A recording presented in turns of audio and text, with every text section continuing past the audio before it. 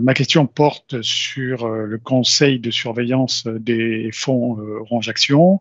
Ça fait 1 an qu'ont eu lieu les élections. Est-ce qu'on peut avoir des exemples d'actions initialisées ou portées par l'ASGO au sein de ce conseil de surveillance?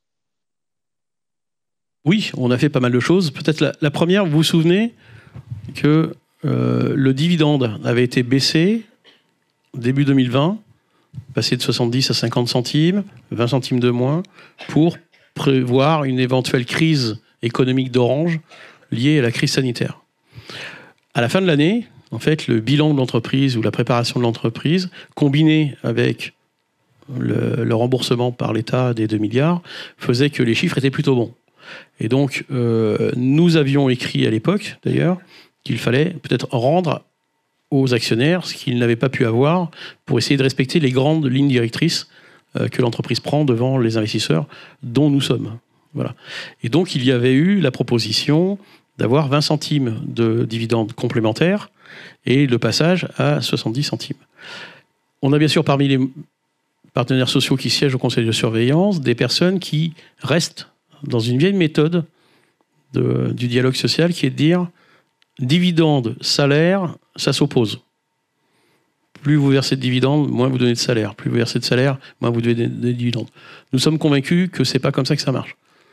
Bon, d'abord, pour avoir travaillé ou rencontré plusieurs chefs d'entreprise ailleurs ou de syndicalistes, c'est pas comme ça que ça se répartit. Première des choses, c'est que le dividende est la rémunération de celui qui a investi. Donc ça rentre plutôt dans le coût de l'argent. Et le coût géré par l'entreprise, hein, le coût de sa dette par exemple, ou le coût de ce qu'il doit globalement, et vous imaginez bien qu'il doit aussi verser des intérêts aux banquiers qui lui prêtent de l'argent. Donc pourquoi ne pas verser des intérêts ou un loyer aux actionnaires qui versent de l'argent pour faire tourner la boutique, ce qui est le cas d'ailleurs des actionnaires salariés. Et les salariés, eux, bien sûr qu'il faut leur verser des salaires, et bien sûr que ces salaires doivent évoluer en fonction des responsabilités, mais surtout l'évolution des prix. Donc c'est pas des combats qui doivent s'opposer, mais plutôt des combats qui doivent se mener ensemble. Et donc on a dû, et là on a réussi, voilà, avec la discussion avec la CFDT, justement à faire que ce qui était devenu une tradition de ce conseil de surveillance, de faire que le conseil de surveillance était toujours opposé aux propositions de l'entreprise, voire que le conseil de surveillance faisait des propositions qui rendaient l'entreprise Orange un peu ridicule en assemblée générale devant les investisseurs. Quand vous avez une entreprise qui va bien, qui dit « je suis sain, ma situation financière va bien, je contrôle à peu près tout », voilà. Et en même temps, je propose un dividende de 30 centimes, alors que dans mes lignes directrices, j'avais dit 70, ça ne peut pas aller, ça. Voilà. Alors, vu que notre cours est déjà bien matraqué, je pense que si on rajoute ce genre de choses, bah, ça matraque encore un peu plus. Et donc là, on a réussi à opposer et à empêcher qu'il y ait, voilà, au titre du conseil de surveillance, des propositions de résolution alternatives gênantes.